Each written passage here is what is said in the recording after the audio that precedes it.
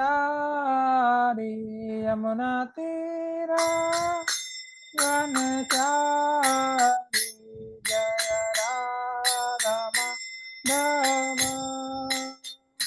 जय कुंज विहारी जय गोपी जन वल्लभा जय गिरिवराधारी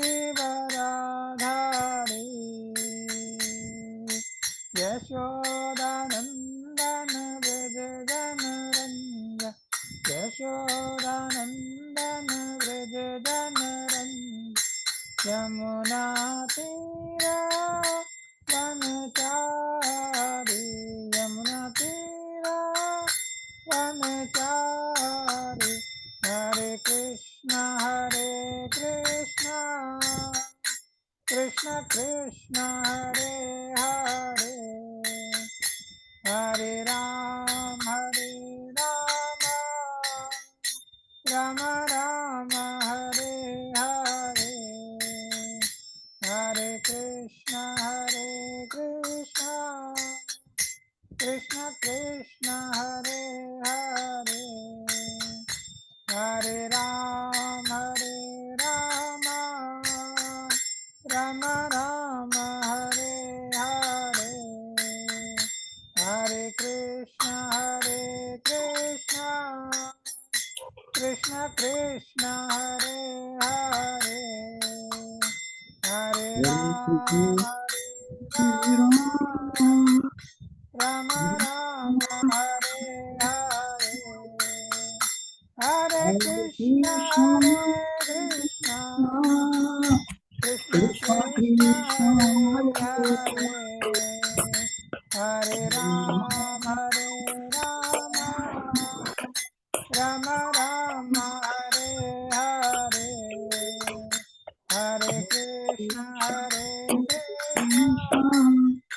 कृष्ण कृष्ण हरे हरे हरे राम राम राम हरे हरे जय प्रभुपदा जय प्रभुपदा प्रभुपदा जय प्रभुपदा जय जय प्रभुपा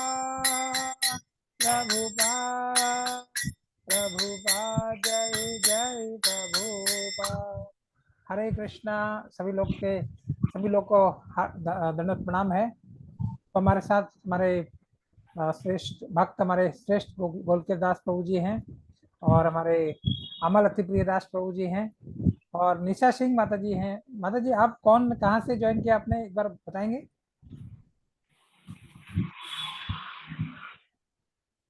शालीमार सिटी से। हरी बोल। अच्छा, बहुत बढ़िया। और हमारे साथ हरीश कुमार प्रभु जी हैं। तो हम लोग जो है प्रोग्राम को अपने शेड्यूल टाइम में स्टार्ट करते हैं, तो बाकी लोग ज्वाइन करेंगे। तो सबसे पहले मंगलाचरण से शुरू करेंगे। मैं स्क्रीन शेयर करता हूँ।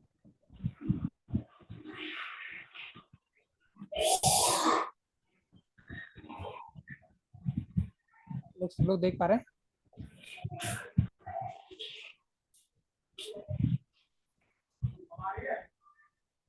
ओम अज्ञानतिमिरन्धस्य ज्ञानाञ्जनशलाकया चक्षुरुन्मिलितं येन तस्मै श्रीगुरुवे नमः।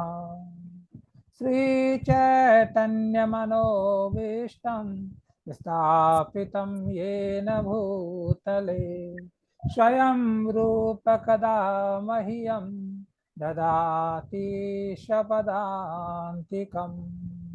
हे कृष्ण करुणा सिंधो दीनबंधो जगत्पते गोपेश गोपिका कांत राधा कांत नमस्तुते। तप्त कांचन गौरांगी राधे वृंदावनेश्वरी वृषभानुसुते देवी प्रणमामि हरिप्रिये। वाञ्छाकल्पतरुभ्यश्च कृपा सिन्धुभ्य एव च पतितानां पावनेभ्यो वैष्णवेभ्यो नमो नमः। जय श्री कृष्ण चैतन्य प्रभु नित्यानंद, श्री अद्वैत गदाधर शिवासादि गौर भक्तवृंद। हरे कृष्णा कृष्णा कृष्णा हरे हरे, हरे राम राम राम हरे हरे, हरे कृष्णा कृष्णा कृष्णा हरे हरे, हरे राम राम राम हरे हरे। तो सभी लोग का हार्दिक स्वागत है और आज का हम प्रोग्राम शुरुआत करते हैं। सबसे पहले आज का जो है नाम अमृत का पवित्र नाम, यानी भगवान का नाम क्या है? अमृत है। अमृत के समान नहीं, अमृत है। भगवान का नाम और अमृत में कोई भेद नहीं है। इसको केवल वही लोग जान सकते हैं जो लोग भगवान के नाम का नित्य जाप करते हैं और भगवान का नाम को, भगवान का नाम और नाम अभिन्न नाम नामिनो, भगवान का नाम और भगवान में कोई भेद नहीं है इसको। और गोस्वामी तुलसीदास ने यहाँ तक बोल दिया कि भगवान का नाम जो है भगवान से बढ़ के है। तो यहाँ पर नामामृत का पवित्र नाम में बहुत अच्छे से जो है यहाँ पर एक चर्चा है ना। तो चर्चा में मेन चीज क्या है कि कलयुग में मन को नियंत्रित करना कैसे, कलयुग में मन को नियंत्रित कैसे किया जा सकता है। किसी योग प्रक्रिया से मन को नियंत्रित नहीं किया जा सकता है, ये बहुत ही कठिन है ना। और केवल इससे ज्यादा क्या है, भगवान के पवित्र नाम का जप अगर हम करते हैं तो वो ज्यादा प्रभावशाली है एज कंपेयर टू योग करना। हम देखते हैं कि बहुत सारे हमारे शास्त्रों में भी ऐसे वर्णन आता है, बहुत सारे लोग जो है, बहुत सारे तपस्वी योग करते रहे बहुत वर्षों तक, कई हजार वर्षों तक करते रहे, लेकिन बाद में योग में सफल नहीं हो पाए। लेकिन भगवान का नाम क्या है, बहुत ज्यादा सार्थक है, इस मामले में बहुत ज्यादा सार्थक है। तो हम लोग कई बार देखते हैं कि बहुत सारे हमारे ऋषि, जैसे विश्वामित्र ऋषि, कई वर्षों तक तपस्या की, कई हजार वर्षों तक तपस्या की योग के बल पर। बाद में क्या हो गया, योग से क्या हो गया, योग पूरा नहीं हो पाया। तो ऐसे बहुत सारे, लेकिन भक्तों के विषय में ऐसा कहीं पर प्रश्न नहीं आता है कि उनका भक्ति अपूर्ण हुई और बीच में ही कुछ हो गया कि भक्ति पूरी नहीं कर पाए। भक्ति में ऐसा नहीं है, भक्ति हमेशा अपने आप में पूर्ण है। आप जितना भी भक्ति करते हैं वो वहां से भी उसका क्षय कभी नहीं होता है। योग जो है, योग अगर पूर्ण रूप से योग पूरा नहीं होता तो योग बीच में कई बार क्या होता है, योग निष्फल भी हो जाता है।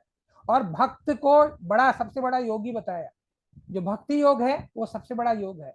तो हमने ये छठे अध्याय में हम लोग पढ़ते हैं। तो ऐसे बहुत सारे शास्त्रों में वर्णन है, सोबरी मुनि का वर्णन है ना। ऐसे ही वर्णन आता है कि जो अमरीश महाराज हैं वो भगवान के भक्त थे, और साथ में क्या थे, जो दुर्वासा मुनि थे वो क्या थे, योगी थे। दुर्वासा मुनि जो है अष्टांग सिद्धि के योगी थे, उन अष्टांग योग में बहुत बड़ी उनको उपलब्धि थी। हालांकि भगवान शिव के ही सत्यावश अवतार थे। लेकिन जब दुर्वासा मुनि, और आप लोग जानते हैं भागवतम में क्या हुआ था, तो दुर्वासा मुनि और जो भगवान जो अमरीश महाराज हैं जो कि भगवान के भक्त हैं, वो उनका सामना नहीं कर पाए, जबकि वो उनका कोई विषय नहीं था, वो अपना योग के बल पर दिखाना चाहते थे। लेकिन जब बाद में उनके पीछे सुदर्शन चक्र लगा तो वो दुर्वासा मुनि हर जगह जगह बचाने के लिए त्राही त्राही करके हर हर लोकों में जाने लगे। तो बाद में जाकर के वो उनको न तो ब्रह्मा बचा पाए, न शिव बचा पाए। भगवान विष्णु ने भी बोल दिया कि मैं नहीं बचा सकता, मेरा भक्त ही, अहम भक्त पराधीन, मेरे भक्त ही तुम्हें बचा सकते हैं। तो भगवान की भक्ति ही सब योगों से, सबसे योगों की परिणति है। यानी योग की लास्ट स्टेज क्या है, भक्ति योग। अगर हम भगवान की भक्ति करते हैं तो वो सब योग उसमें अपने आ जाते हैं।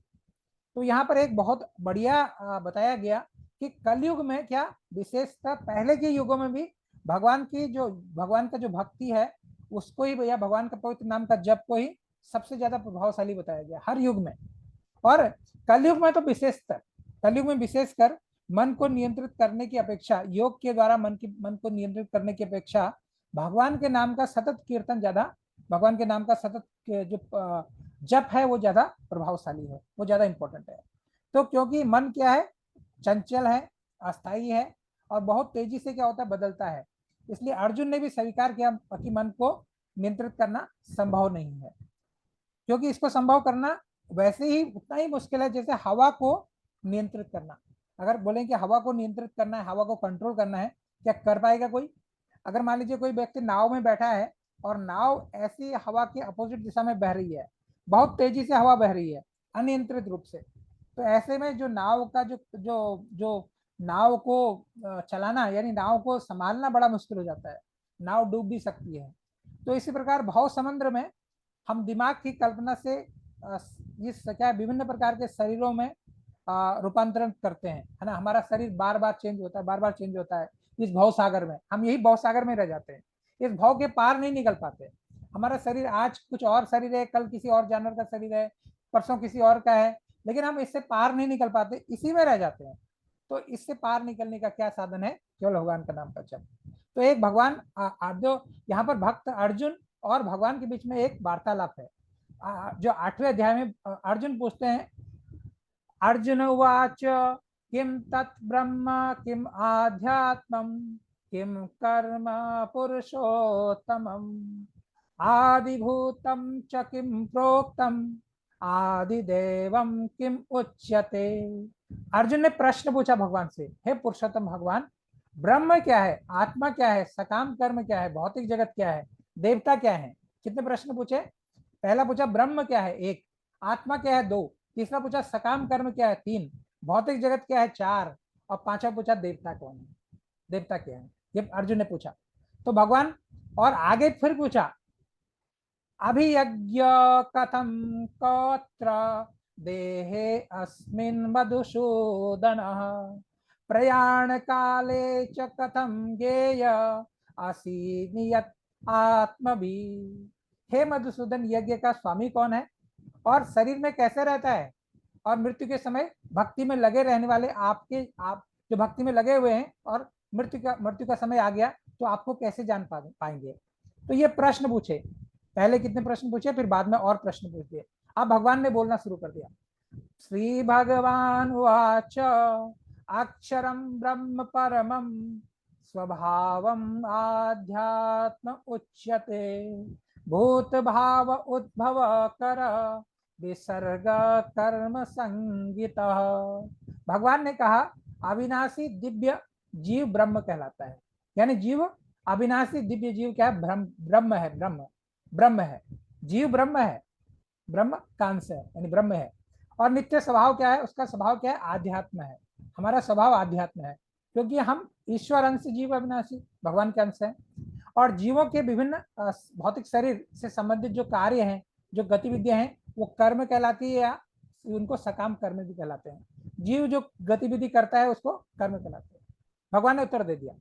अब इसको थोड़ा डिटेल में बाद में बात करेंगे, लेकिन अभी हम जस्ट थोड़ा बात कर रहे हैं। फिर अगला श्लोक है, भगवान आगे बता रहे हैं, आदिभूतम क्षरम भाव पुरुष च आदिदेवतम आदि यज्ञ अहम एव अत्र देहे देहभृतांबर। हे देहधारियों में श्रेष्ठ, निरंतर परिवर्तनशील भौतिक प्रकृति आदिभूत यानी भौतिक अभिव्यक्ति कहलाती है। भौतिक भौतिक है ये भगवान का विराट स्वरूप, जिसमें सूर्य और चंद्र सभी देवता सम्मिलित हैं, आदि देव कहलाता है। और देहधारी हृदय के भीतर परमात्मा के रूप में स्थित भगवान परमेश्वर यानी यज्ञों के स्वामी हैं। भगवान ने उत्तर दे दिया। अब मेन चीज जो चीज है वह यही है, क्या हमको मृत्यु करते समय क्या सोचना चाहिए, क्या सोचना चाहिए, क्या चिंतन करना चाहिए, तो हमको भगवान की प्राप्ति हो जाएगी। भगवत गीता का अगर 8वां अध्याय पढ़ते हैं तो इसका नाम का अध्याय क्या है, भगवत प्राप्ति। भगवान की प्राप्ति कैसी होगी, भगवान यहाँ बताते हैं, अंत काले क्षमामेव स्मरण मुक्त्वा कलेवरम य प्रायति स मद्भावम याति न अत्र संशयः। और जीवन के अंत में मेरा स्मरण करते हुए अगर कोई शरीर त्यागता है तो तुरंत मेरे स्वभाव को प्राप्त होता है, इसमें रंच मात्र भी संदेह नहीं है। भगवान बोलते हैं कि अंत काल में जो मेरा स्मरण करता है, यम यम वापि स्मरण भावम तजयन्ते कलेवरम तम तमेवेति कौन्तेय सदा तद्भाव भावितः। हे कुंती पुत्र, शरीर त्यागते समय मनुष्य जिस जिस भाव का स्मरण करता है उस भाव को निश्चित रूप से प्राप्त होता है। भगवान ने यहाँ तक बता दिया। अब भगवान आगे क्या बोलते हैं, तस्मा सर्वेषु कालेषु माम अनुस्मर युद्ध च मयि अर्पित मनः बुद्धि माम एव एष्यसि असंशयः। तो अब अर्जुन के लिए बड़ी चैलेंज है, अर्जुन को तो लड़ाई करनी है यहाँ पर, लेकिन भगवान बोलते हैं मेरी भक्ति करो, मुझे याद करो। तो भगवान यहाँ पर क्या बोलते हैं, कोई चिंता की बात नहीं अर्जुन, क्या करो, मेरा चिंतन करो, मन से मेरा चिंतन करो और तुम युद्ध भी साथ में करो। तो मुझको अपना मन मुझको अर्पित करो और अपनी बुद्धि को मुझ में स्थिर करो और तुम युद्ध करो। अपना काम नहीं छोड़ना है, अपना मन भगवान को देना, अपना काम नहीं छोड़ना है। भगवान बहुत क्लियरली यहाँ पर बता देते हैं बात। ठीक है, तो आगे क्या बोलते हैं कि अब अर्जुन के लिए चैलेंज है, ये तो बड़ा मुश्किल काम है कि आप एक तरह बोलते हैं लड़ाई करो और एक तरह बोलते हैं मन मुझ में लगाओ, और एक तरह बोल रहे हैं क्या कि भगवान क्या बोल रहे हैं कि तुम मुझको ही प्राप्त करोगे और साथ में युद्ध करो, अपना मन और बुद्धि को मुझ में स्थिर करो और मेरा चिंतन भी करो साथ में। अब वहां पर तो सब लोग लड़ाई कर रहे हैं, है ना, कुरुक्षेत्र में, तो कितना बड़ा चैलेंज है अर्जुन इसको। अर्जुन फिर भगवान क्या बोलते हैं कि भगवान को पता है कि ये थोड़ा मुश्किल लगेगा भक्त लोगों को, तो भगवान यहाँ पर कंफर्म कर देते हैं। क्या कंफर्म करते हैं, यहाँ भगवान कंफर्म करते हैं कि हाँ, अभ्यास योगेन योग अभ्यास योग युक्तेन चेतसा न अन्यगामिना परमं पुरुषं दिव्यम याति पार्थ अनुचिंतयन्। भगवान बोलते हैं अभ्यास करो, अभ्यास करो, अभ्यास से सब कुछ संभव होगा। हे पार्थ, जो व्यक्ति मेरा स्मरण करने में अपना मन निरंतर लगाए रखकर अविचलित भाव से भगवान के रूप में मेरा ध्यान करता है, वो मुझे निश्चय ही प्राप्त करेगा। तो भगवान ने बहुत क्लियरली बता दिया कि किसका ध्यान करना है, कैसे ध्यान करना है ना। तो श्लोक में भगवान कृष्ण क्या कर रहे हैं कि अपने स्मरण की महत्ता पर बल दे रहे हैं। भगवान बता रहे हैं अब भगवान का स्मरण कैसे किया जाए। जब भगवान की कथा लीला सुनेंगे, जब भगवान की लीला सुनेंगे, भगवान के भक्तों के बीच में बैठ के कथा सुनेंगे, तभी तो भगवान का चिंतन होगा। भगवान का चिंतन करना इतना सहज नहीं है। तो कलयुग में क्या है, हरे कृष्ण महामंत्र के द्वारा भगवान की स्मृति होगी। अगर हम बार बार हरे कृष्ण महामंत्र का जप करते हैं, कैसे भी ट्रेन में है, मेट्रो में है, चल रहे हैं, रोटी पका रहे हैं, खाना पका रहे हैं, कुछ भी कर रहे हैं, तो भगवान का नाम अगर महामंत्र का जप कर रहे हैं, तो हमको क्या होगा, भगवान का स्मरण करने की अभ्यास होने लगेगा। ये अभ्यास से ही होगा, बिना अभ्यास के कुछ नहीं होता है। तो अभ्यास से ही ये पूर्णता आएगी। और भगवान के शब्दोच्चार यानी ध्वनि के जप से हरे कृष्णा कृष्ण कृष्ण हरे हरे, हरे राम राम राम हरे हरे, तो हम अपने इंद्रियों को इसमें अभ्यास में लाते हैं। जैसे हमारे कान सुनते हैं हमने क्या बोला, जीव से हम भगवान के नाम का उच्चारण करते हैं और मन से भगवान को मन को भगवान में लगाना चाहते हैं। तो तीन इंद्रियां पूर्ण रूप से यहाँ पर क्या होगी, भगवान में लगने लगी। तो इस ध्यान, ये ध्यान क्या है, सुगम है। ये ध्यान हम कर सकते हैं कलयुग में, ये ध्यान हम भगवान में कर सकते हैं। इससे परमेश्वर की प्राप्त करने में सहायता मिलेगी। और पुरुषम यानी भगवान, सभी जीव क्या है, भगवान की तटस्थ शक्ति है। तटस्थ, देखिए भगवान की तीन शक्तियां हैं। एक क्या है, एक क्या है, एक पराशक्ति, एक अपराशक्ति और तीसरी क्या है, तटस्थ शक्ति। पराशक्ति जो अपराशक्ति क्या है, भगवान की भौतिक प्रकृति क्या है, अपराशक्ति। ये प्रकृति में जीव, ये प्रकृति है, पेड़ पौधे हैं, भगवान की अपराशक्ति है। और ये पराशक्ति से, ये अपराशक्ति से उस पार यानी पराशक्ति है, जिसको हम देख नहीं सकते। यानी भगवान का एक भौतिक, ये भौतिक जगत है जो भगवान की अपराशक्ति से चलता है, और आध्यात्मिक जगत भगवान की पराशक्ति से चलता है। लोग बोलते हैं ना, ये मेरे दिमाग से परे है, हम समझ नहीं सकते इस चीज को। तो वो भगवान की अपरा यानी अचिंत्य शक्ति है। अचिंत्य शक्ति यानी भगवान, हम लोग सोच भी नहीं सकते, समझ भी नहीं सकते। वो भगवान की क्या है, अचिंत्य शक्ति है, जो कि आध्यात्मिक जगत को चलाती है। और सभी जीव क्या है, हम सभी जीव क्या है, तटस्थ शक्ति है। हम भगवान के न तो आध्यात्मिक शक्ति का अवलंबन लिए हुए हैं, न भौतिक शक्ति में, न भौतिक में। भौतिक जगत में हम कंफ्यूजन में फंसे हुए हैं, लेकिन मूलतः हम क्या है, आध्यात्मिक है। ईश्वर अंश जीव अविनाशी।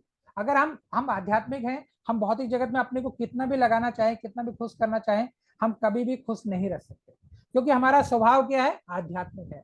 हम भगवान के अंश हैं। और जब हम अपने को आध्यात्मिक चीजों में लगाते हैं, तो हमको स्वतः आनंद आने लगता है। क्यों आने लगता है, क्योंकि हम भगवान के अंश हैं।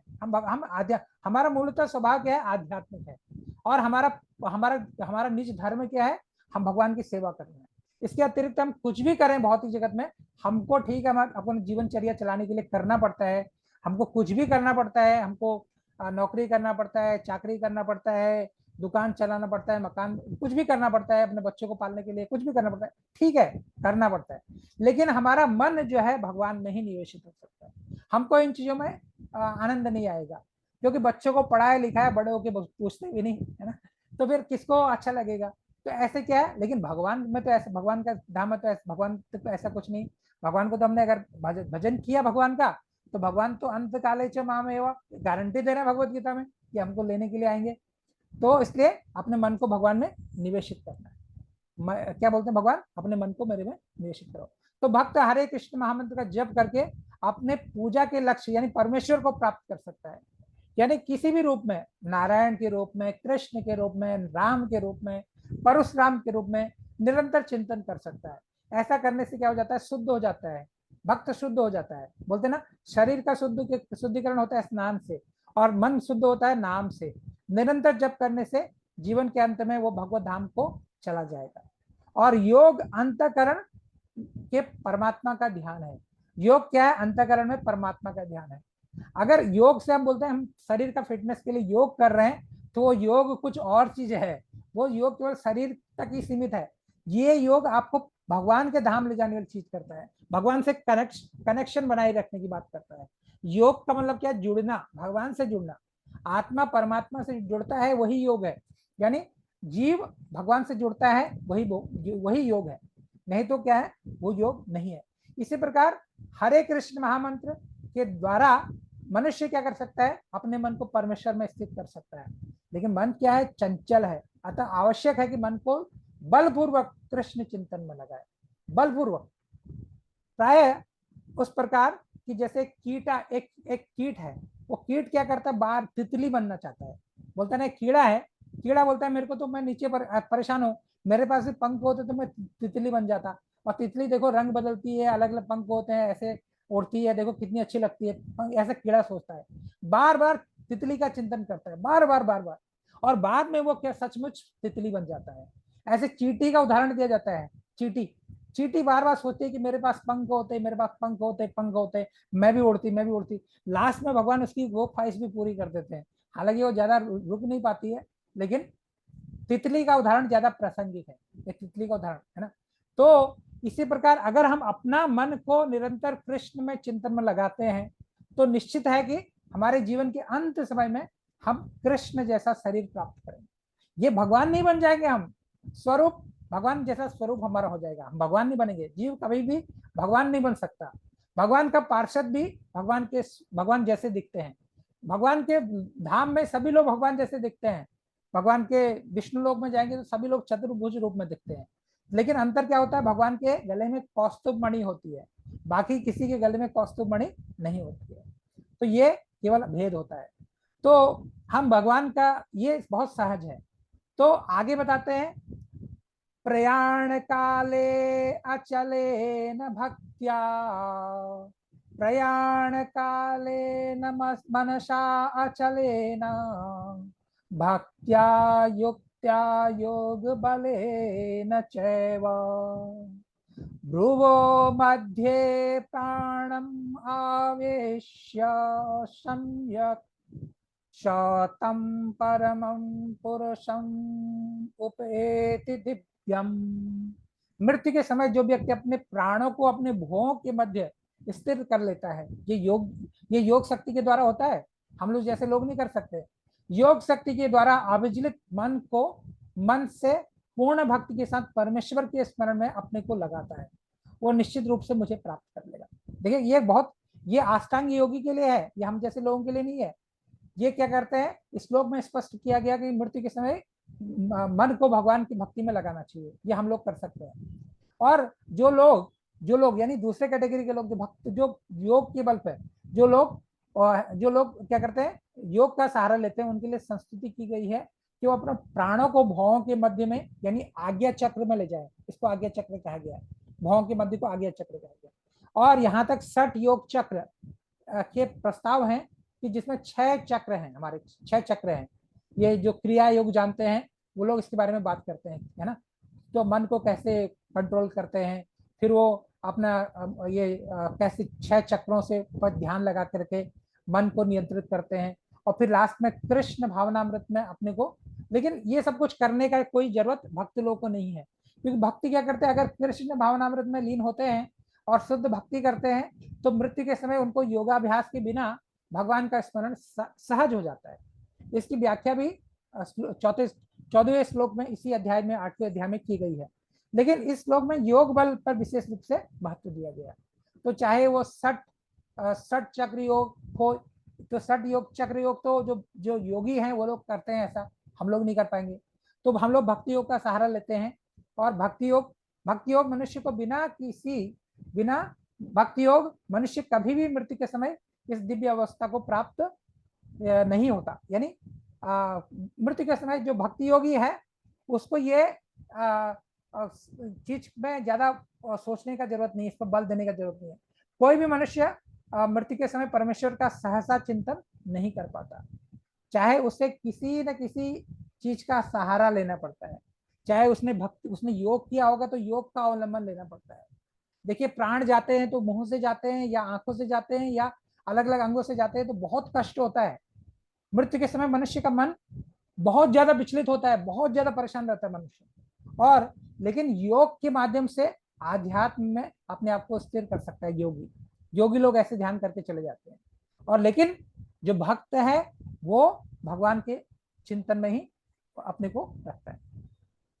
तो ऐसे करके बताते हैं कि कलयुग में नियमित साधन के द्वारा, है ना, नियमित साधन के द्वारा मन को नियंत्रित, मान लो नियमित साधन के द्वारा मन को नियंत्रित कर सकता है। जैसे योग पद्धति के द्वारा अभ्यास योग युक्त है ना, अभ्यास करके करके और भगवान जो बता रहे हैं वो हम भक्ति योग का सहारा लेके। लेकिन कलयुग में इस पद्धति में गिरने की संभावना ज्यादा है। देखिए, मैंने पिछले युगों का उदाहरण बताया, जब विश्वामित्र जैसे परम योगी अपने आसन से गिर गए, है ना, मेनका आई और वो च्युत हो गए उस समय के लिए, हालांकि वो तो परम योगी हैं। इसी प्रकार जो बहुत सारे योगियों को उदाहरण है, एक योगी हैं, उनका नाम मुझे याद नहीं आ रहा है। वो योगी जो है समुद्र जो जल के नीचे तपस्या करते थे, बहुत वर्षों तक तपस्या करते थे। सोबरी मुनि बहुत वर्षों तक तपस्या करते थे। बाद में देखा दोनों मछलियां एक दूसरे का मिलन कर रही है ना, तो देखा उन्होंने इसमें आनंद है, उनका ऐसा लगा। और फिर वो जो है बाहर आकर के उन्होंने अपने योग के बल पर, उनका शरीर जो है पूरा बहुत ज्यादा खराब हो चुका था, क्योंकि योगी थे, है ना, केवल योग करते थे। और योग के बल पे ही उन्होंने अपना शरीर एक नवदेह प्राप्त किया, अपना शरीर को पूरा बदल दिया। योगी कुछ भी कर सकते हैं। और फिर वो राजा के पास जाकर के उनकी कन्याओं से उन्होंने विवाह किया। तो बहुत बड़ा वर्णन है भागवत में, आप सुनेंगे कभी। तो कहने का मतलब यह है कि योगी जो है वो योगी कभी भी अपने मार्ग से गिर सकता है। ये पिछले युगों का वर्णन है, और कलयुग में तो कुछ कह ही नहीं सकते। कलयुग में तो योग प्रासंगिक है ही नहीं कलयुग के लिए। केवल है तो केवल भक्ति योग, केवल भगवान का नाम का कीर्तन कीजिए, भगवान का नाम का जप कीजिए, यही संकीर्तन है, यही योग है, यही कलयुग के लिए भगवान ने बताया।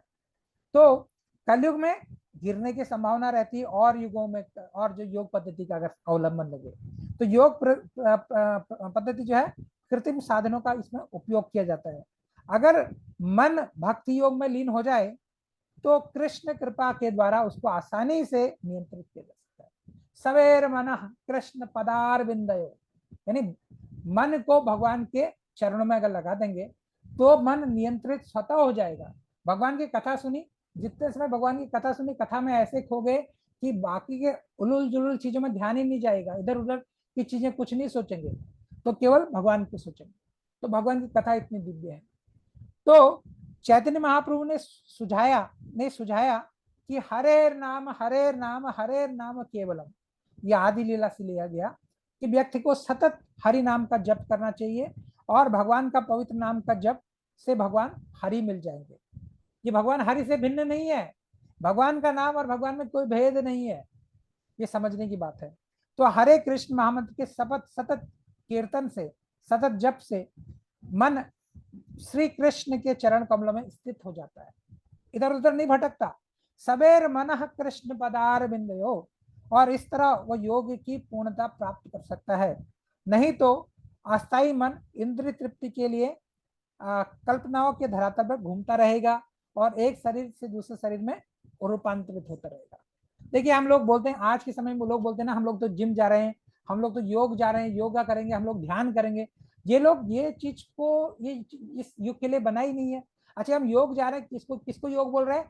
थोड़ा शरीर को फिट कर दे रहे हैं, वेट कम कर दे रहे हैं, थोड़ा अपना शरीर को फ्लेक्सिबल बना दे रहे हैं, उसको बोलते हैं योग। वो लोग योग बोल रहे हैं। और योग किस लिए कर रहे हैं? कि हम शरीर का ज्यादा से ज्यादा भोग करें, है ना, हम फिट हो जाएं, फिर अपना इंद्रिय तृप्ति में लग जाए। तो ये इससे क्या क्या मिलने वाला है आपको? तो फिर तो यहीं पर ही कर्म बंधन में उलझे रहते हैं। तो ये थोड़ा योग है। योग का मतलब भगवान से जुड़ना, और भगवान से जुड़ने का तरीका कलयुग में केवल हरे नाम हरे नाम हरे नाम केवल बताया गया। बहुत सिंपल तरीके से बताया। तो श्रीमद् भागवतम से श्लोक लिया गया, यतो यतो धावति देव चोदितम मनः विकार आत्मकः आपः पंचसु गुणेषु माया रचियेषु देहि अशो प्रपद्यमानः सह तेन जायते।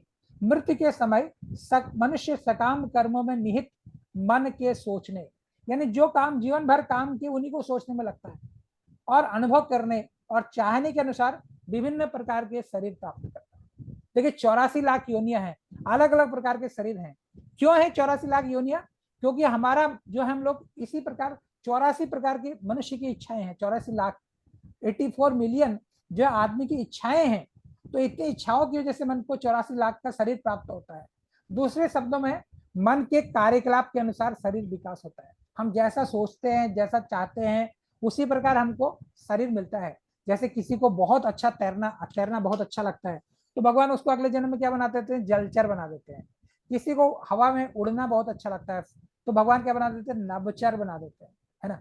तो ये किसी को जो है अलग अलग चीजें पसंद है। किसी को बहुत सारे आजकल के समय में कब कपड़े पहनने का बहुत बड़ा फैशन है, तो भगवान अगले जन्म में क्या बोलते हैं? बेटा तुमको कपड़े पहनने की जरूरत नहीं, वृक्ष बन जाओ। तो ऐसे ये सब कुछ क्या है? भगवान के प्रकृति के नियम है। जैसा हम अपने कार्यकलाप करते हैं, जैसी इच्छाएं विकसित करते हैं, उसी के अनुसार हमको शरीर मिलता है ना। ये भगवत गीता में, भागवतम में बहुत अच्छे से क्लियर है। हम जो इच्छाएं डेवलप करते हैं उसी के अनुसार हमको शरीर प्राप्त होता है। मन के परिवर्तन चंचलता के कारण है ना। हम चंचलता के कारण मन में परिवर्तन होते हैं। अगर मन स्थित हो गया भगवान की सेवा में, फिर मन ज्यादा नहीं सोचता। आत्मा क्या है? आत्मा तो मूल रूप से आध्यात्मिक है, आत्मा में तो कोई बदलाव नहीं। लेकिन मन क्या है? मन अलग अलग चीजों को सोचता है। तो मनुष्य को आसानी से क्या मन क्या करता है? चालायमान कर सकता है। चंचला ही मनः कृष्ण प्रमादी बल दृढ़ तस्याहम निग्रहम मन्ये वायुरेव सुदुष्करम। तो मन क्या है? चंचल है, बड़े जोर से बदलता है, बार बार बदलता रहता है। अर्जुन ने स्वीकार किया कि मन को बस में करना बिल्कुल संभव नहीं है। जबकि ये अर्जुन कौन है? ऐसा ध्यान लगाता है कि केवल चिड़िया क्या दिखता है? नेत्र दिखता है वृक्ष में। तो उसका मन कितना बस में है। और जब अर्जुन के विषय में आता है, जब अर्जुन देवलोक में यानी स्वर्गलोक में गए, तो अर्जुन को जब उर्वशी उनके सामने आई, और उर्वशी अर्जुन से मिलना चाहती, लेकिन अर्जुन ने क्या किया? उनको माता कह करके उनका भोग नहीं किया। तो अर्जुन कितना आत्म संयम है अर्जुन के पास, और कितना ध्यान में कितना निपुण है।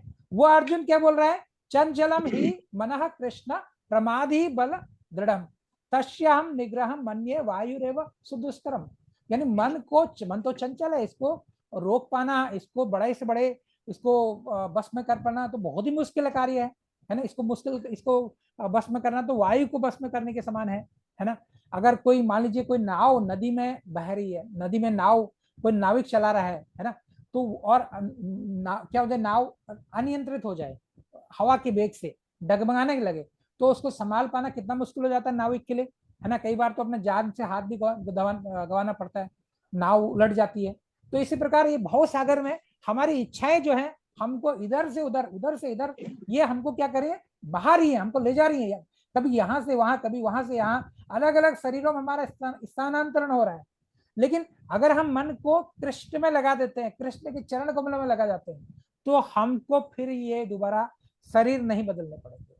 तो बहुत ही अच्छा यहाँ पर ये उपमा दी मैथ्स का गई कुछ है। काम कर लो, मैथ्स देखो, तो क्या होगा कि हमको अपना मन मैथ्स की बुक निकालो एक बार। बहुत बार इधर उधर नहीं लगाना पड़ेगा। तो बहुत अच्छे से जो है बताया गया कि मन को हम कैसे कृष्ण में लगा सकते हैं। तो सतत अभ्यास के द्वारा, अभ्यास योगेन युक्तेन, कलयुग में योग पद्धति क्या है, असफल है। योग नहीं कर सकते, कृत्रिम रूप से भी हम नहीं कर सकते। केवल क्या है, हरे नाम केवलम। मनुष्य की चाहिए कि भगवान के पवित्र नाम का जप करे, कीर्तन करे, और इसी से क्या हो जाएगा, उसको पूर्णता प्राप्त हो जाएगी, है ना। तो बहुत सहज है, और हम लोग बहुत कठिन भी है। जो कठिन किन के लिए है, जो लोग नहीं करना चाहते, जिनको आस्था नहीं है। और सहज किसके लिए है, जो कर सकते हैं। तो इसी प्रकार हमारा जो है आज का नाम अमृत का पवित्र नाम, पहला टॉपिक पूर्ण हुआ। अब हम दूसरे टॉपिक की बात करते हैं। वो क्या है, प्रचार ही सार है ना। जय जय श्री कृष्ण चैतन्य प्रभु नित्यानंदा, जय द्वैत चंद्र जय गौर भक्त वृंदा। तो ये क्या है, पंच तत्व है।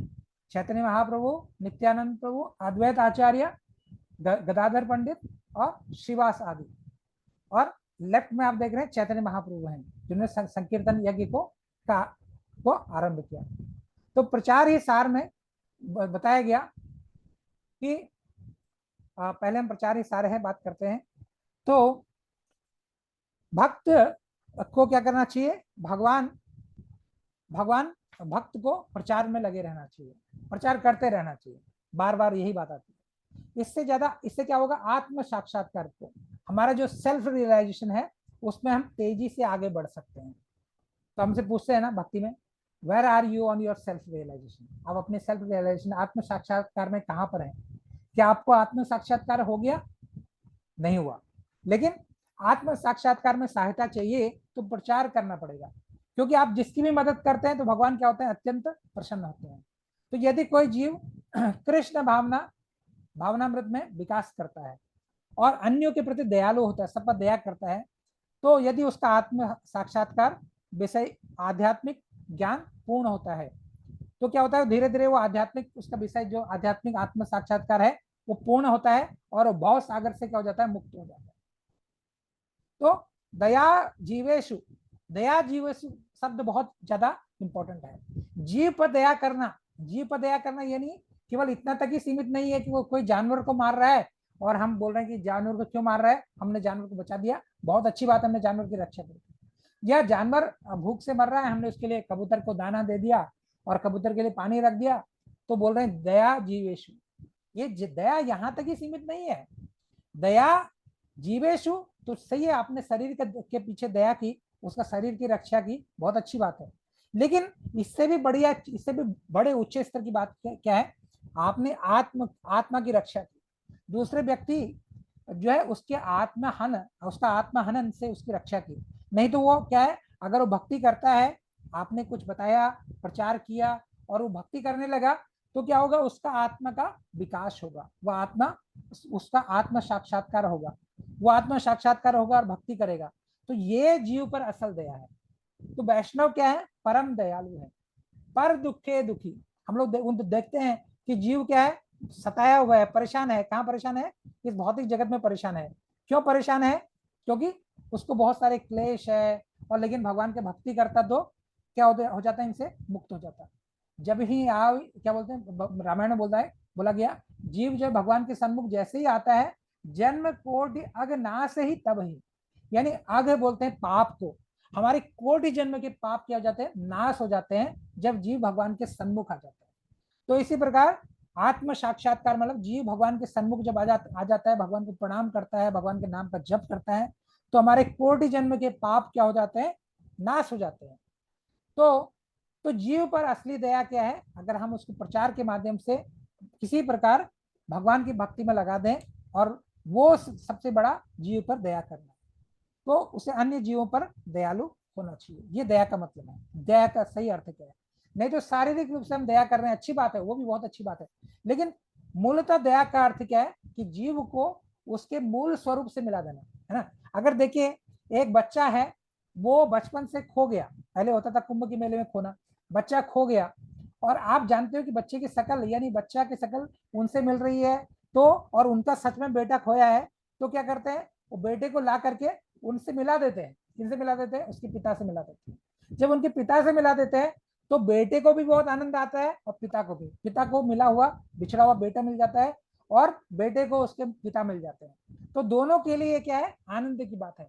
इसी प्रकार अगर हम किसी भोले भटके जीव को परम पिता भगवान से मिला देते हैं, हम मिलाने वाला कोई नहीं है, लेकिन अगर भगवान हमको प्रेरणा देते हैं कि थोड़ा भक्ति का प्रचार करके किसी को मिला दो भगवान से, तो क्या होता है, भगवान इससे ज्यादा बहुत ज्यादा प्रसन्न हो जाते हैं, बहुत ज्यादा प्रसन्न हो जाते हैं। इसका वर्णन नहीं किया जा सकता है, इतने ज्यादा प्रसन्न हो जाते हैं। तो यही प्रचार हमको करना है। तो यही प्रचार के द्वारा कोई भी जीव मूलतः भगवान के नित्यदास के रूप में अपने को समझ पाता है। तो जीव का स्वरूप क्या है? जीवेर स्वरूप है कृष्ण नित्यदास। हम लोग क्या है, भगवान के नित्यदास हैं। क्या है? जीव का स्वरूप क्या है? भगवान का नित्यदास है। गोस्वामी तुलसीदास भी बार बार बोलते हैं कि हम क्या है, भगवान के दास हैं। हम भगवान के दास हैं, भगवान के दास हैं, भगवान नहीं है, हम भगवान के दास हैं। और अगर हम इस चीज को समझ जाए कि हम भगवान के दास हैं और कैसे दासत्व को निभाना है, तो हम भक्ति में क्या क्या बढ़ सकते हैं, बहुत तेजी से आगे बढ़ सकते हैं, बहुत तेजी से आगे बढ़ सकते हैं। हम लोग को केवल समझना है, पहले अपने स्वरूप का ज्ञान होना है, आत्म स्वरूप का ज्ञान होना है। यानी अगर हमको ज्ञान हो जाए कि हम कौन हैं, अभी हमको ज्ञान ही नहीं हुआ कि हम कौन हैं, तो हम और भगवान कौन है, तो हम कैसे भक्ति करेंगे? पहले हमको अपना संबंध अभिवेद का ज्ञान होना चाहिए कि हम कौन है और हमारा भगवान से क्या रिश्ता है। अगर हमारा रिश्ता हमको पता चल जाता है कि भगवान का हम ईश्वर अंश जीव अविनाशी या मम्मीवांश जीव लोग के जीव भूता सनातना, तो फिर क्या होता है, तो जीव बड़ी तेजी से भगवान की भक्ति में आगे बढ़ता है। उसको पता चल गया कि मेरा मेरा मेरा जीवन का लक्ष्य क्या है, यानी मुझे कहाँ जाना है, मैं किसका अंश हूँ, मुझे भगवान का अंश हूँ, तो मुझे भगवान को ही प्राप्त करना है। और हर व्यक्ति जो है भगवान का ही अंश है। हर व्यक्ति, हर कोई ईश्वर अंश जीव अविनाशी, हर कोई जीव भगवान का ही अंश है और क्या है, अविनाशी है। और ये प्रकृति पर वो प्रभुता जमाने के चक्कर में अपना मूलतः अपनी आइडेंटिटी को खो देता है। हमारा स्वभाव क्या है, हमारी आइडेंटिटी क्या है, ईश्वर अंश जीव अविनाशी, जीवेर स्वरूप हो नित्य कृष्ण दास। हम भगवान के दास हैं, ये हमारा नित्य स्वरूप है। लेकिन अपन अपने स्वरूप को क्या सोचते हैं, माया, हम माया जगत के, हम डॉक्टर ये हैं, हम एडवोकेट ये हैं, हम इंजीनियर ये हैं, है ना, अपने नाम के आगे लगा देते हैं, अपने अपने स्वभाव को खो देते हैं। हमारा स्वभाव क्या है, हम भगवान के नित्य दास हैं। इसके अतिरिक्त हमारी कोई आइडेंटिटी नहीं है। बाकी ये सब क्या है, उपाधियां हैं। सर्वे उपाधि विनिर्मुक्तम ऋषिकेश सेवनम, हमारी ये सब उपाधियां हैं। ये उपाधियां हमको बहुत ही जगत में लोगों ने दी है हमारी क्वालिफिकेशन के हिसाब से। ये उपाधियां क्या है, टेम्परेरी है। ये जैसे हमारा शरीर खत्म, ये उपाधियां भी खत्म। केवल रखा बोला जाएगा डॉक्टर शर्मा, है ना, डॉक्टर शर्मा, केवल घर के आगे बोर्ड रखा रहेगा, फिर बाद में क्या रह जाएगा कि लेट डॉक्टर शर्मा, है ना, ऐसा करके रह जाएगा। तो आप लेट हो गए, चले गए। तो इसी प्रकार कहने का मतलब यहाँ पर यह है, हमारा स्वरूप जो हमारा नित्य स्वरूप है वो सनातन स्वरूप है, और हमारा नित्य स्वरूप सनातन स्वरूप है, और हम जीव के भगवान के अंश हैं। और अगर अंश अंशी से दूर रहेगा तो सुखी नहीं रह सकता। तो अंश को अंशी यानी जो हमारे जिसके हम पार्ट हैं, जो अगर हम उसी की तरफ बढ़ते हैं तो हम क्या हो सकते हैं, आनंदमय जीवन यहाँ भी व्यतीत कर सकते हैं और मरने के बाद भी भगवान को हम प्राप्त कर सकते हैं। तो बहुत ही अच्छे से यहाँ पर बहुत ही दिव्य ये भगवान बताया गया कि चैतन्य महाप्रभु इसी चीज को हम बार बार बताते हैं, जीवेर स्वरूप होए कृष्ण नित्य दास। हर जीव स्वभावतः कृष्ण का दास है।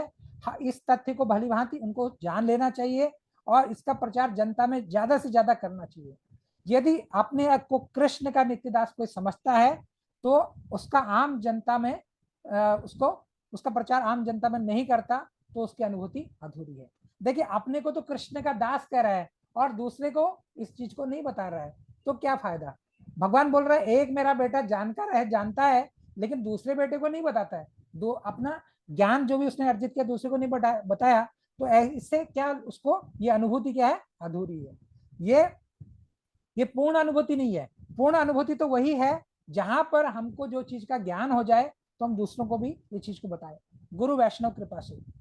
तो श्रीला भक्ति विनोद भक्ति सिद्धांत सरस्वती ठाकुर ने एक भजन में गाया, दुष्ट मन तु किशोर वैष्णव प्रतिष्ठार तरे निरचे न धरे, तब हरि नाम केवल केतव।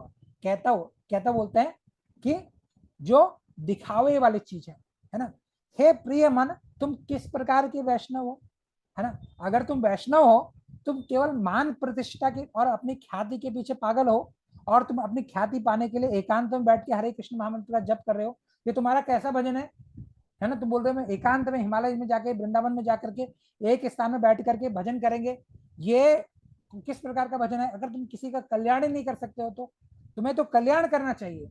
वैष्णव क्या है, वैष्णव जन तो तेने कहिए, पीर पड़ाई जाने रे।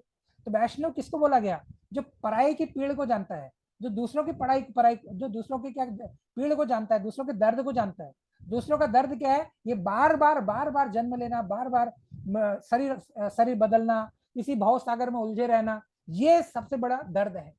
क्या चार क्या है, चार जन्म जन्म मृत्यु जरा व्याधि, ये दुख है। सबसे बड़ा दुख ये है। सबसे बड़ा दुख ये नहीं कि मेरे पास धन नहीं है, मेरे पास दौलत नहीं है।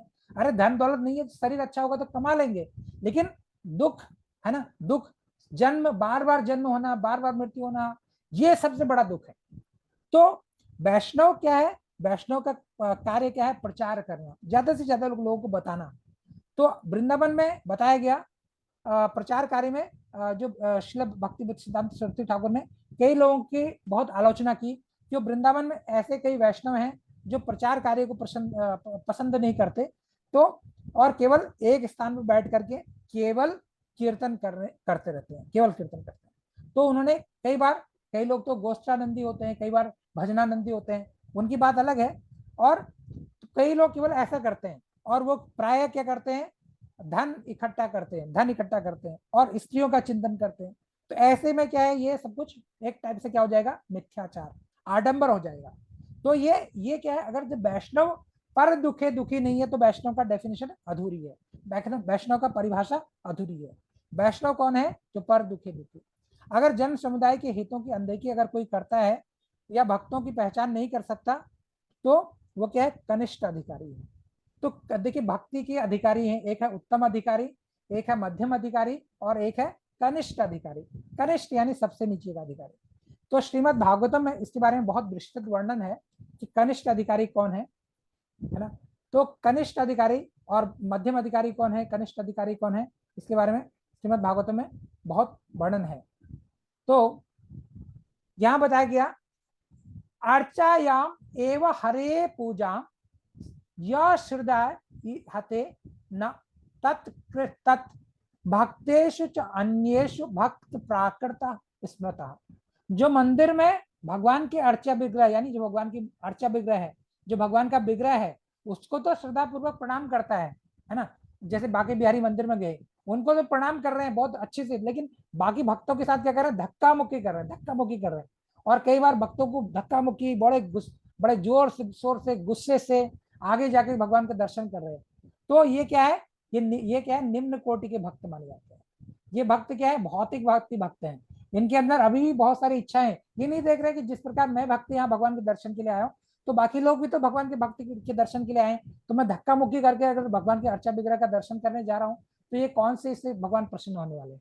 तो मैं जहां पर भी हूँ, अगर मेरे को दर्शन नहीं हो रहा है, भगवान की यही इच्छा है, मैं पीछे पीछे बैठ के भी भगवान का दर्शन कर सकता हूँ। अगर नहीं हो रहा है तो भगवान की यही इच्छा है, जब भीड़ कम हो जाएगी तो हो सकता है भगवान दर्शन इच्छा करेंगे, भगवान अपनी कृपा करेंगे। तो ये भक्त का, ये उत्तम कोटि का ये भक्त है जो मध्यम कोटि का है। और निकृष्ट कोटि, जो नीचे कोटि का भक्त है, वो क्या सोचेगा, धक्का मुक्की करके, हालांकि भक्त है, उसमें भगवान के लिए श्रद्धा है, तभी बांके बिहारी मंदिर गया है, तभी आगरा से टिकट लेके, गाजियाबाद से टिकट लेके, दिल्ली से वो बांके बिहारी दर्शन के लिए गया, लेकिन वहां जाके क्या किया, धक्का मुक्की करा। तो ये जो है अधूरा चीज है। तो इसी प्रकार जो है बड़े बड़े भक्तों के बताया गया, भक्तों की अलग अलग कोटियां हैं, कनिष्ठ अधिकारी हैं, है ना। भौतिक देहात्म बुद्धि में रह जाते हैं कि, और ये जो है भक्तों के बारे में बताया गया। तो हमारा ये टॉपिक भी आज का अभी जो है ये भक्तों को प्रचार करना चाहिए, ये मेन इसका एसेंस है, यानी मेन क्या है इसका निचोड़ है। तो अब हम बात करते हैं आध्यात्मिक उन्नति। आध्यात्मिक उन्नति आज का विषय।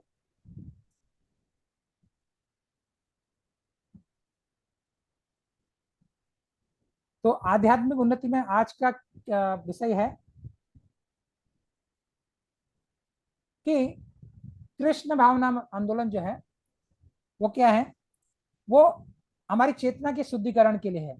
हम देवी चेतना को कैसे डेवलप करें, क्योंकि दो ही टाइप की चेतना होती है, एक आसुरी चेतना होती है, एक देवी चेतना होती है। हम देवी चेतना को कैसे डेवलप करें? अगर हम देवी चेतना को डेवलप करेंगे तो हम कहाँ जाएंगे? भगवान के धाम जाएंगे।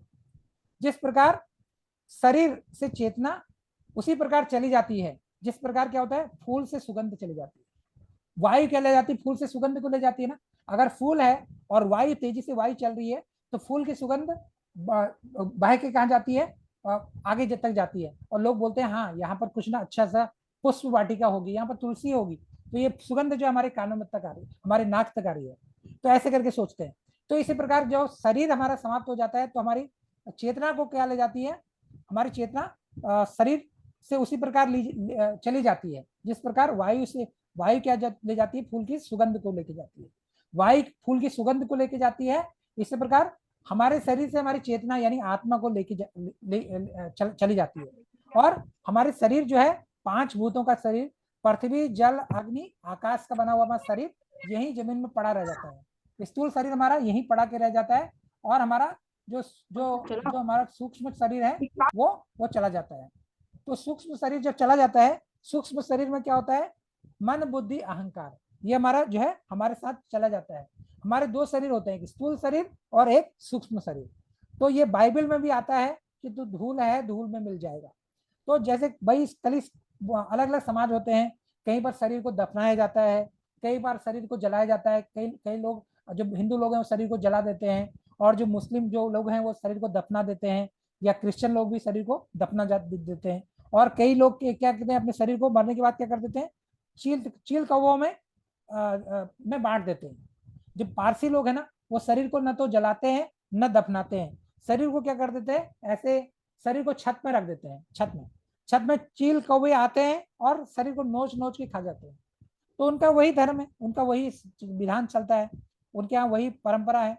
तो ये जो है पारसी धर्म में लोग ऐसा करते हैं। तो शरीर को अंत में शरीर क्या होता है? मल में परिणित हो जाता है, जानवर इसको खा देते हैं। और ये सुंदर शरीर के पीछे हम कितने पागल रहते हैं, है ना, कि इसको बड़े ढंग से अलग अलग साबुन से, इसको अलग अलग चंदन, है ना, ये सब कुछ से इसको क्या करते हैं? सजाते हैं। लेकिन लास्ट में इसका क्या है? इसकी दुर्दशा होती है। कितना भी शरीर को सजा लें, लास्ट में क्या होता है? बुढ़ापा आता है। लास्ट में बाल सफेद होते हैं, बुढ़ापा आता है, शरीर की शक्ति क्षीण हो जाती है, और लास्ट में मृत्यु आती है।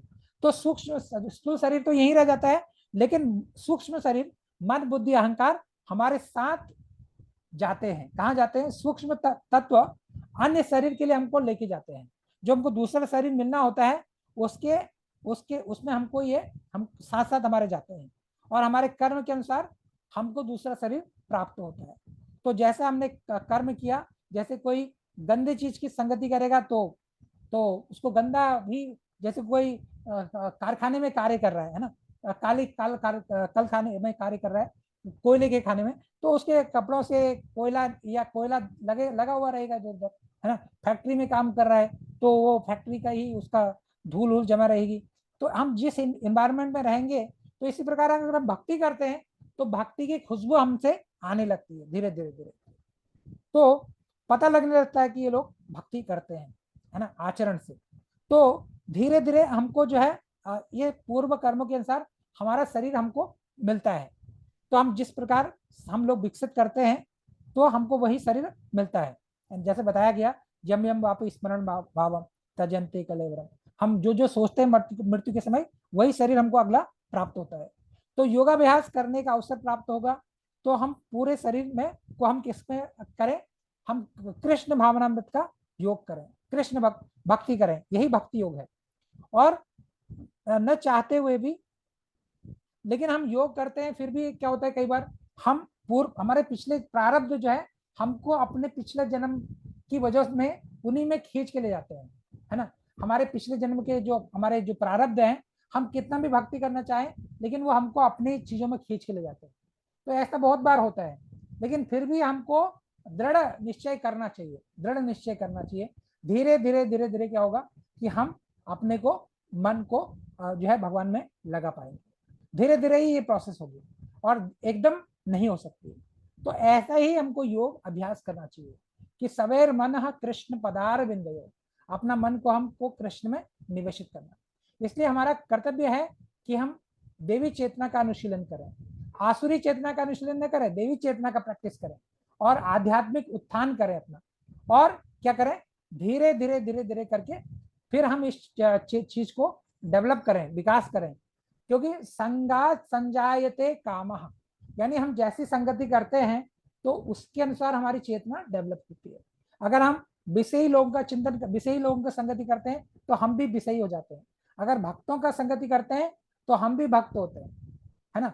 तो इसी प्रकार अगर हम देवी चेतना डेवलप करते हैं तो हम भी देव बन जाते हैं, मृत्यु के बाद हमको भी देवी शरीर, दैविक शरीर प्राप्त होता है।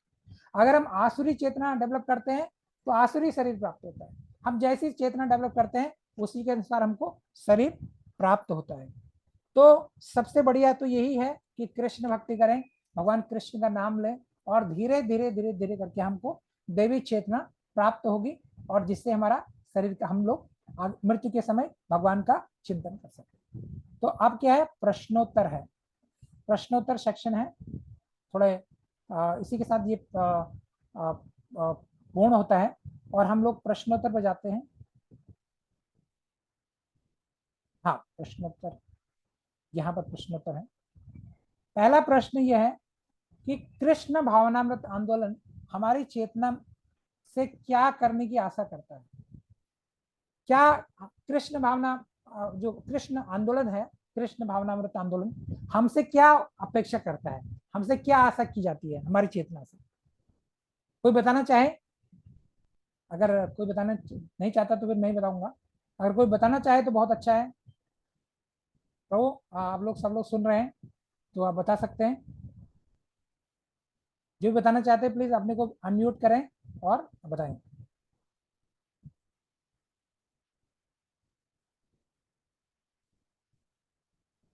अच्छा, अगर किसी को तो कृष्ण भावनामृत आंदोलन हमसे क्या आशा करते हैं कि आशा ये की जाती है कि हम कम से कम भगवान के नाम का जप करें, हरे कृष्ण महामंत्र का जप करें। और ये जप से क्या होगा, धीरे धीरे हमारी चेतना का शुद्धिकरण होगा, चित्त का मार्जन होगा और चीजें हमको जैसी चीजें हैं वैसे दिखाई देंगी। जैसे धूल भरे शीशे में अपने को देखते हैं तो हमको अपना स्वरूप नहीं दिखाई देता, अपना चेहरा नहीं दिखाई देता। जब तक हमारे दर्पण रूपी, हृदय रूपी दर्पण में धूल ही धूल जमी रहेगी तो हम अपने आप को सही से नहीं देख पाएंगे, अपना स्वरूप को नहीं समझ पाएंगे। जब चित्त का दर्पण साफ हो जाएगा तो हमको पता चल जाएगा हम तो भगवान के अंश हैं, है ना। तो ये कृष्ण भावनामृत आंदोलन हमसे ये आशा करता है कि हम भगवान का नाम का जप करें, भगवान का नाम का कीर्तन करें और भक्तों की संगति करें, है ना। इस प्रकार हम अपनी देवी चेतना को डेवलप करें। तो क्या अगला समझ, क्या चीज हमारी वर्तमान चेतना को एक को दूसरे शरीर में ले जाती है ना। क्या चीज हमारा, कौन सा ऐसी चीज है जो हमारी चेतना को एक शरीर से दूसरे शरीर में ले जाती है। तो हमारे श्रेष्ठ गोलकेश दास प्रभु जी बताना चाहेंगे इसको। प्रभु जी।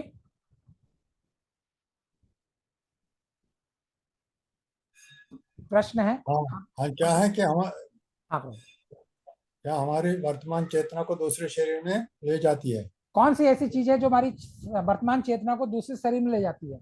हम बार बार दूसरे शरीर, जो जो मृत्यु के हमारा समय। मन हाँ, बुद्धि अहंकार जो बहुत बढ़िया। हाँ, वो सूक्ष्म सूक्ष्म शरीर बन के अगले शरीर में ले जाता हाँ, देखिए जो मन बुद्धि अहंकार है वो क्या, हमारा सूक्ष्म शरीर है। वो मन बुद्धि अहंकार जैसे बोलते हैं ना, छोटा बच्चे के अंदर, अरे उसका छोटे बच्चे के अंदर इतना प्राउड कैसे आ गया, मतलब पिछले जन्म का प्रारब्ध है तभी तो। और छोटा बच्चा इतना सौम्य कैसे है, इतना इतना इतना बहुत अच्छे से कैसे बात कर रहा है और इतना अच्छा भक्ति कैसे कर रहा है। पिछला प्रारब्ध है, उसने जितना भक्ति किया वो इस जन्म में तो आगे बढ़ाएगा ना उसको। तो यानी मन बुद्धि अहंकार हमारा साथ साथ चल रहा है। पंचभूत जो हमारा 5 भूत है, अग्नि, आकाश, जल, वायु, ये जो शरीर बना हुआ है ये तो यहीं रह जाता है, लेकिन हमारा सूक्ष्म शरीर हमारे साथ जाता है। जो लोग बोलते हैं ना मृत्यु के बाद हमारे शरीर के साथ क्या जाता है, क्या हम तो खाली हाथ आए खाली हाथ जाएंगे, गलत बोलते हैं। हमारा मन बुद्धि अहंकार हमारे साथ जाता है। हमने जो चेतना को डेवलप किया पूरे जीवन पर्यंत, वो चेतना हमारे साथ जाती है ना। तो ये हमारे साथ जाती है। अब अगला प्रश्न है, वर्तमान जीवन की हमारी क्रियाएं अगले शरीर को किस प्रकार प्रभावित करती हैं? तुलनात्मक विधि यानी एनालॉजी से बताइए, वर्तमान जीवन की हमारी प्रतिक्रिया अगले जीवन को कैसे प्रभावित करती है? तो अब हम ये हमारे जीवन की हमारी जो वर्तमान जीवन की प्रतिक्रिया है यानी जो क्रियाएं हैं, वो हमारा अगला शरीर का निर्माण कैसे करती हैं, बता सकते हैं प्रभु जी? तो हम, कोई बताना चाहेगा? हम जैसा चिंतन करते हैं, जैसा सोचते हैं, वही शरीर हमको अगले बार प्राप्त होता है। जैसे बताया गया कि एक कीड़ा है, वो तितली का चिंतन करता है जीवन पर्यंत, जितना भी उसकी जिंदगी होती है, वो तितली के बारे में सुनता है, सोचता है, और बाद में वो खुद ही तितली बन जाता है इसी जन्म में। तो ऐसे प्रभुपाद ने भी उदाहरण भगवत गीता में दिया है कि एक जो भंवरा है, एक जो कीड़ा है, वो बार बार तितली का चिंतन करता है, तितली कैसे पंख है, तितली कैसे उड़ पाती है, मैं तो उड़ भी नहीं पाता हूँ, मैं तो नीचे जमीन में रहता हूँ। बाद में वो इसी जन्म में क्या बन जाता है? तितली बन जाता है। चींटी बार बार सोचती है काश मेरे पंख होते तो मैं तो उड़ती भी, मैं तो बहुत चलती, बहुत एक्टिव होती, मैं उड़ती। तो तितली के बाद में क्या होते हैं? पंख हो जाते हैं। तो इसी प्रकार अगर हम चाहते हैं हमको शरीर, अगला शरीर क्या मिल जाए, भगवत दैविक शरीर मिल जाए, तो हमको, हम भगवान की भक्ति कर रहे हैं तो हमको अगला शरीर कैसा मिल जाता है? दैविक शरीर मिल जाता है। हम जैसा सोचते हैं वैसे ही हो जाता है। तो इसी प्रकार हमको अपना चिंतन बहुत सोच समझ के करना चाहिए। तो बोलते ना कि मृत्यु के समय अपना मन अच्छा रखना चाहिए। मन अच्छा कैसे होगा? जब जीवन पर्यंत ना ऐसा प्रैक्टिस किया होगा तभी तो होगा। कोई मृत्यु के समय जो तो एग्जाम में कोई अचानक बच्चा तो टॉप नहीं कर जाएगा, अगर पढ़ाई की होगी तभी तो टॉप करेगा ना। तो जीवन जब पढ़ाई की होगी, मेहनत की होगी, तभी टॉप करेगा, नहीं तो अचानक कैसे टॉप कर जाएगा। तो इसी प्रकार मृत्यु के समय टॉप करना यानी मृत्यु के समय भगवान के चरण कमलों का अवलंबन लेकर के भगवत प्राप्ति करना, वही हमारा क्या है? लास्ट में एग्जाम है। हम अपने मन को कृष्ण भावनामृत में प्रशिक्षित करने की क्या आवश्यकता है? क्यों आवश्यकता है? हमें अपने मन को कृष्ण भावनामृत में प्रशिक्षित करने की क्या आवश्यकता है? प्रभु जी बताएंगे, इससे क्या क्या मिलने वाला है हमको? हम क्यों प्रैक्टिस कर रहे हैं? हम यहाँ पर ये भक्ति वृक्ष क्यों चला रहे हैं? हम भक्ति वृक्ष में क्लास क्यों अटेंड कर रहे हैं? हम ये सब कुछ क्यों कर रहे हैं? किस लिए कर रहे हैं हम जिससे ये कि हम सब? कृष्ण के धाम को जा सकें। हाँ, हम अपना क्या पंचम पुरुषार्थ को जान सके। देखिए 4 पुरुषार्थ तो सबको पता है, धर्म अर्थ काम मोक्ष। इसके साथ एक होता है पंचम पुरुषार्थ, जो होता है भगवत प्रेम, है ना। जीवेर स्वरूप हो कृष्ण नित्यदास। जब हम अपना निजी स्वरूप को जान पाए पंचम पुरुषार्थ के द्वारा, तो वो चीज को हम प्रशिक्षित कर रहे हैं, जिससे कि हमको अंत समय में हम भगवान का ध्यान कर सके, भगवान का नाम ले सके। इतना सहज नहीं है। अगर हमने प्रैक्टिस नहीं की तो हमारा जीवन पूरा बेकार चला गया। 84 लाख के बाद हमको मनुष्य योनि मिलती है, बहुत मुश्किल के बाद हमको मनुष्य देह मिली। अगर इस देह में हमने भगवान का चिंतन नहीं किया मृत्यु के समय, तो हमारा जीवन क्या हो जाएगा? सब बेकार चला जाएगा, सब कुछ बेकार।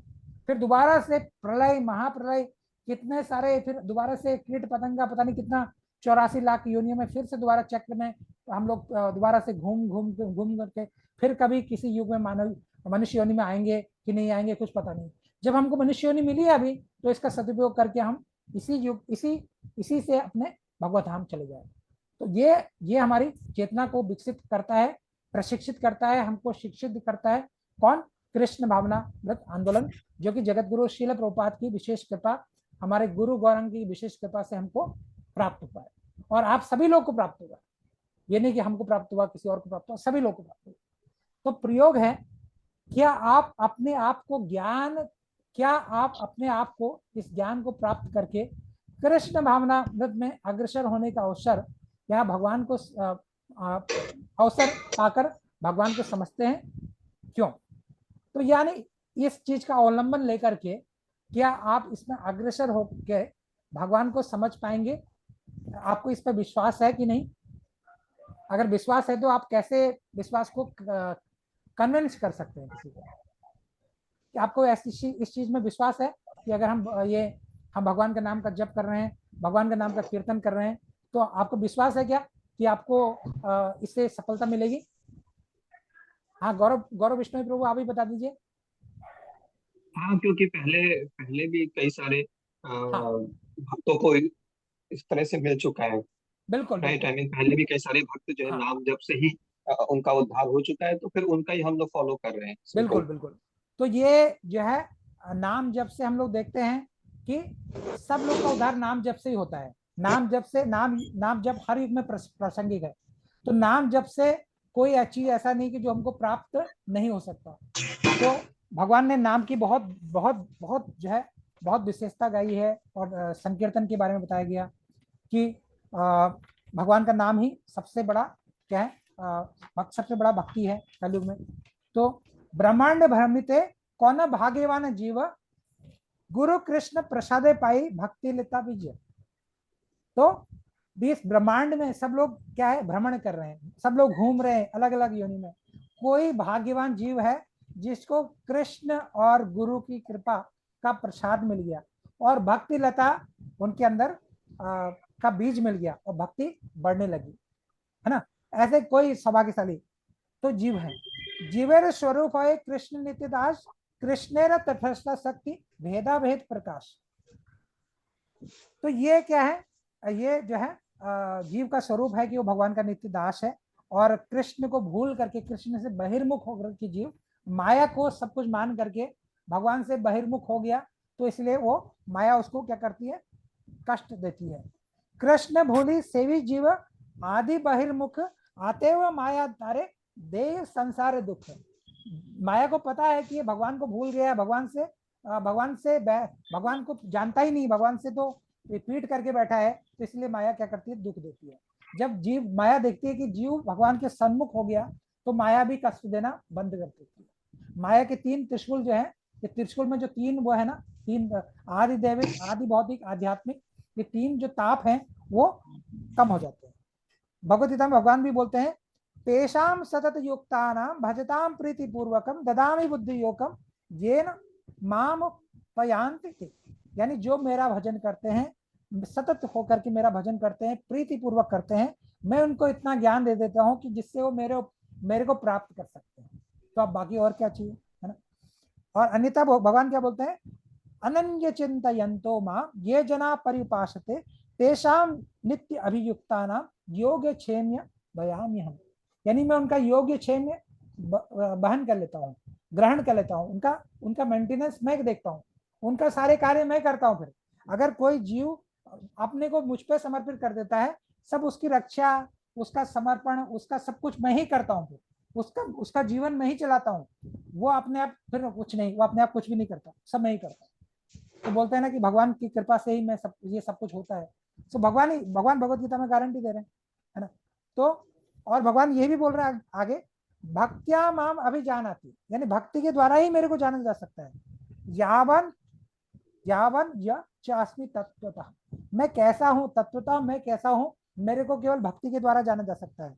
तथा माम तत्वतः ज्ञात्वा वसते तन अनंतरम, यानी भक्ति के द्वारा ही मेरे को जाना जा सकता है। तो इसीलिए क्या है, श्रवणताम स्वकथाम कृष्ण पुण्य श्रवण कीर्तन हृदय अंतो ही अभद्राणी विधुनोति स्वता। यानी भगवान की कथाओं को अगर हम नियमित रूप से सुनते हैं, तो भगवान का नाम का जप करते हैं, तो भगवान हमारे हृदय में चले जाते हैं, हृदय में जाकर के हमारे हृदय की धुलाई करते हैं, सफाई कर देते हैं। भगवान इतने करुणामय है, और जिससे हम क्या हो जाते हैं, पुण्य हो जाते हैं, हम साफ हो जाते हैं। नष्ट प्रायेषु अभद्रेषु नित्यम भागवत सेवया भगवती उत्तम श्लोके भक्तिर्भवति नष्ट, है ना। तो ये भगवान के नाम से ही सब कुछ संभव है। राम रामेति रमे रामो मनोरमे सहस्त्र नाम तत्तुल्यम राम नाम बराये।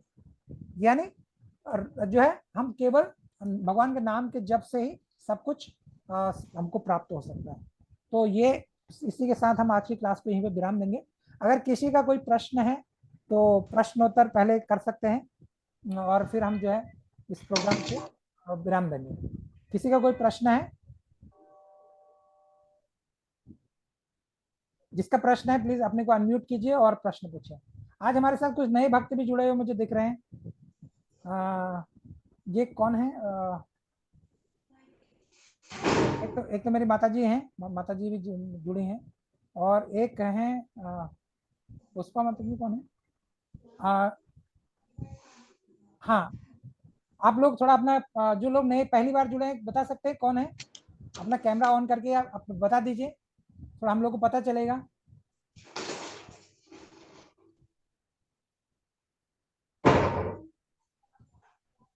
हरे कृष्णा। पहली बार कोई जुड़े हैं? पहली बार, आज पहली बार कोई आए हैं?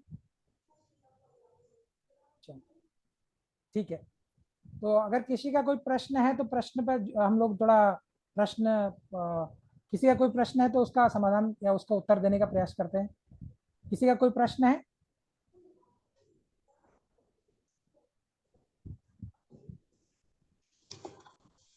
हाँ ब्रो, किसी का कोई प्रश्न है? आजकल आप सुबह घूमने जा रही हो, थोड़ा स्मार्ट तो लग रही हो। अच्छा, मामी हैं। हरे कृष्णा। हरे कृष्णा। सुबह घूमने मत छोड़ना बेटा, शाम को भले ही मत जाओ, ठीक है? थोड़ा सा जाओ शाम को, सुबह पूरा घूम के आया करो। किसी को और प्रश्न है? तो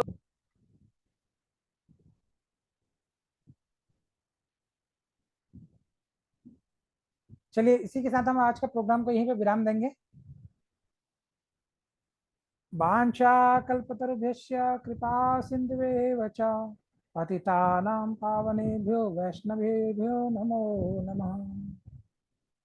हरे कृष्ण।